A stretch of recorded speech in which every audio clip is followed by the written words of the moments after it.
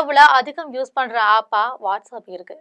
Smart போன்ல தவிர்க்க முடியாத ஆப்பா இடம்பெற்றிருக்குன்னா அது வாட்ஸ்அப் தான்.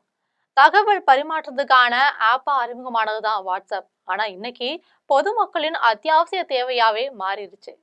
உலகம் முழுவதும் 3 பில்லியனுக்கும் மேல வாட்ஸ்அப்பை யூஸ் பண்றாங்க. ஆரம்பத்துல சின்ன சின்ன மெசேஜ் அனுப்புற வசதியோட தான் அறிமுகமாச்சு. நாளடைவுல போட்டோஸ், டாக்குமெண்ட்ஸ், வீடியோஸ்னு எல்லாத்தையுமே ஷேர் பண்ற வசதியை கொண்டு வந்துட்டாங்க. வாட்ஸ்அப் குரூப், ஸ்டேட்டஸ்னு புது புது வசதிகள்லாம் கொண்டு வர ஆரம்பிச்சிட்டாங்க. இதனால எத்தனை நிறுவனங்கள் போட்டிக்கு வந்தாலுமே வாட்ஸ்அப்ல தனக்கென ஒரு தனி இடத்தையே இந்த டெக்னாலஜியான வேர்ல்டுல பிடிச்சிருக்கு. வாட்ஸ்அப்ல வருவாயை அதிகமாக்கணும் அப்படிங்கறதுக்காக விளம்பரங்கள் கொண்டு வருவதா மெட்டா நிறுவனம் சொல்லியிருக்காங்க.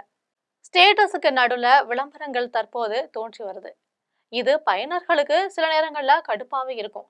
ஆனா இப்போ விளம்பரம் இல்லா சேவை, அதாவது பிரீமியம் சேவையை பெறுவதற்காக புதிய கட்டண திட்டத்தை அறிமுகம் செஞ்சிருக்காங்க மெட்டா நிறுவனம்.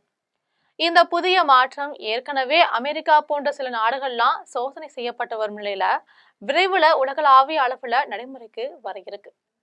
விளம்பரங்களால ஏற்படும் இடையூறுகளை தவிர்க்க விரும்புவோர்களாம் இது மாற்றமா அமையும்.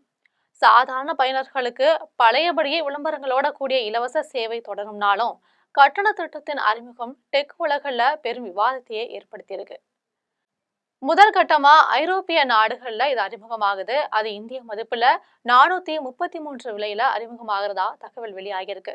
இந்தியாவுல இந்த கட்டண விவரங்களை இன்னும் அதிகாரப்பூர்வமா சொல்லல அப்படின்னாலும் 2026ஆம் ஆண்டுக்குள்ள இங்கேயும் இந்த திட்டம் அமலுக்கு வரும் அப்படின்னு எதிர்பார்க்கப்படுது.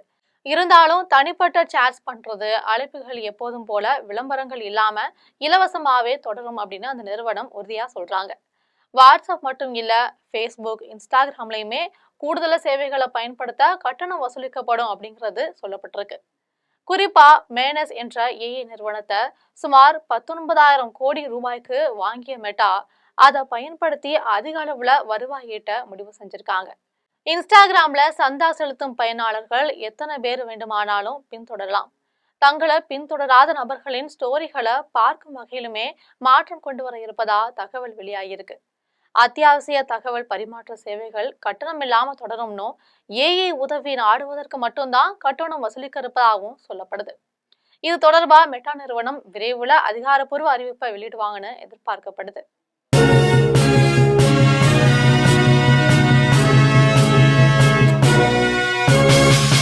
உடனுக்குடன் அப்டேட் தெரிந்து கொள்ள ஜெம் டிவி தமிழ் ஆப்பை இன்ஸ்டால் செய்யவும்.